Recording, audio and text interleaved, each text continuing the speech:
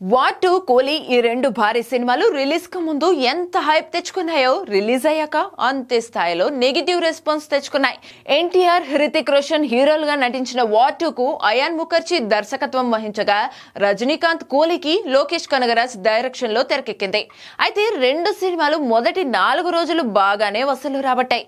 కోహ్లీ 4 రోజులకు గాను 400 కోట్ల గ్రాస్ రాబట్టగా వార్ 2 మూవీ 275 కోట్ల గ్రాస్ కలెక్షన్స్ రాబట్టింది. వరుసగా 4 రోజులు హాలిడేస్ రావడంతో ఆ మాత్రం రాబట్టాయి. కానీ వర్కింగ్ డే సోమవారం నాడు కోహ్లీ వార్ 2 ల కలెక్షన్స్ దారుణంగా పడిపోయాయి. ఇండియా వైడ్ గా కోహ్లీ 12 కోట్లు రాబట్టగా వార్ 2 సినిమా 8 కోట్లు మాత్రమే రాబట్టింది. ఇక తెలుగు రాష్ట్రాల్లో పరిస్థితి మరీ దారుణంగా ఉంది. వార్ 2 కోటికి పైగా కలెక్ట్ చేయగా కోహ్లీ 2 కోట్లకు పైగా నెట్ వసూలు చేసింది. ప్రస్తుతం ట్రెండ్ ప్రకారం తమిళనాడులో కోహ్లీ కాస్త బెటర్ అని చెప్పాలి. అక్కడ 5వ రోజు 7 కోట్లకు పైగా షేర్ రాబట్టింది. కానీ వార్ 2 తమిళ్, కన్నడలో ఆల్మోస్ట్ వాష్ అవుట్ అని చెప్పాలి.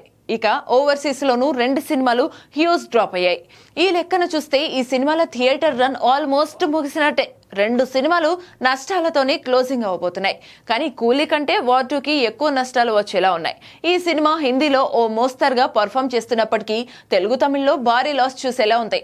మరి లాంగ్ రన్ లో ఎంత రాబడతాయో చూడాలి.